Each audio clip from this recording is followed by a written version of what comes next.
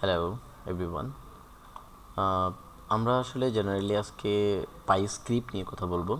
তো বেসিক্যালি পাইস্ক্রিপ্ট আসলে কি? পাইস্ক্রিপ্ট বেসিক্যালি জাভাস্ক্রিপ্টের মতো কাজ করে।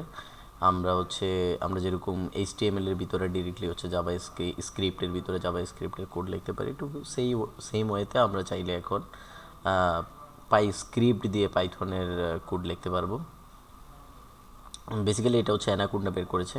এনিওয়ে আমরা আসলে এইসব নিয়ে কথা না বলে ডিরেক্টলি হচ্ছে আমরা কিভাবে এই কোডগুলো লিখবো বা হচ্ছে কিভাবে আমরা এই এক্সিকিউটগুলো করব সেটাতে চলে যাই।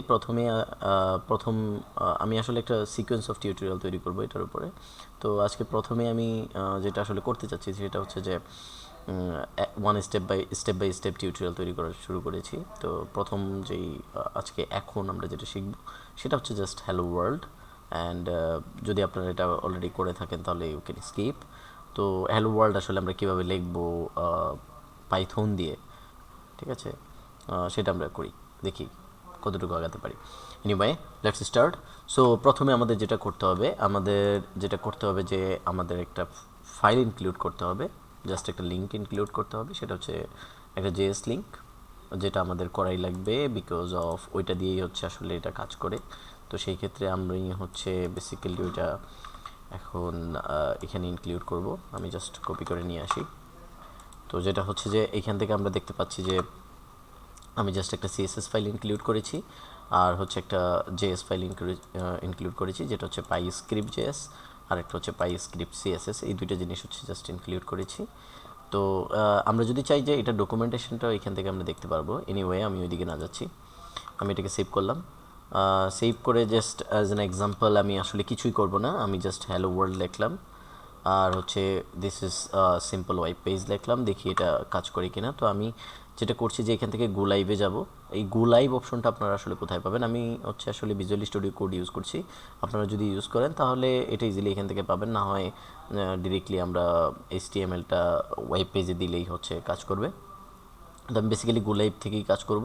তো আমি যদি গো লাইভে ক্লিক করি তাহলে হচ্ছে এখানে আমি দেখতে পাচ্ছি যে hello world and this is a simple web page, এটা চলে আসছে। তো এখানে আমি এটা নিয়ে পরে কথা বলবো। দেখেন হ্যালো ওয়ার্ল্ড এবং this is simple web page, এই দুইটা লেখার মধ্যে কিন্তু কোনো পার্থক্য আমরা দেখতে পাচ্ছি না, কিন্তু পার্থক্য থাকার কথা, তাই না? এটা একটা H1 ট্যাগ আর এটা হচ্ছে একটা paragraph tag.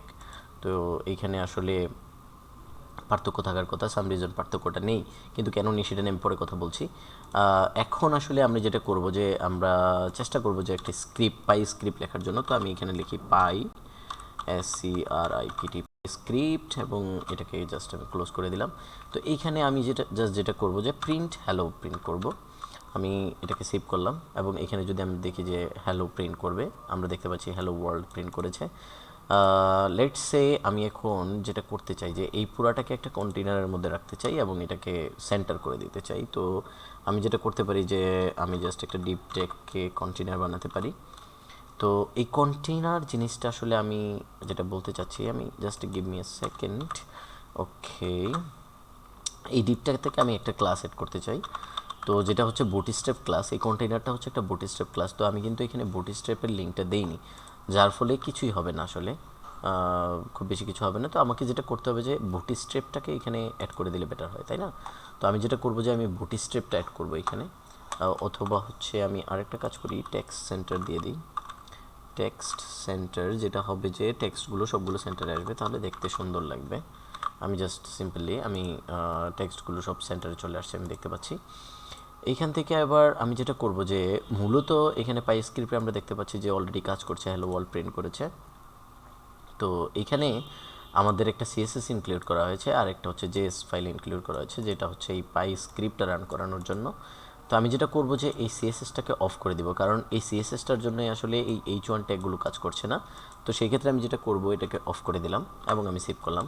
Hopefully this will work, এবং এটা কাজ করছে এখানে দেখতে পাচ্ছি। তো আমি আমি যেটা বলেছিলাম যে এটা আসলে আমি যে কন্টেইনারটা দিয়েছি যার ফলে এটা সেন্টারে যাওয়ার কথা, টেক্সট সেন্টারে যাওয়ার কথা, তো এই জিনিসটা কিন্তু এখন আর কাজ করছে না।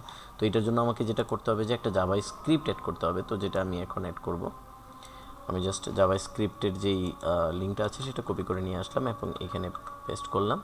Hopefully this time it will work, and it worked. Have you see hello world, this is a simple web page, এবং হচ্ছে আমরা দেখতে পাচ্ছি হ্যালো ওয়ার্ল্ড প্রিন্ট করেছে এখান থেকে। তো এখানে আরেকটা জিনিস আমরা করার চেষ্টা করি যে আমি দুইটা জিনিস প্রিন্ট করি testing purpose, let's say I right it as a testing. তো আমি যদি এটাকে লিখি এখানে আসলে কি হয়, টেস্টিং পাই স্ক্রিপ্ট আমি দিলাম, আমি যদি এটাকে সেভ করি তাহলে it will give N error hopefully.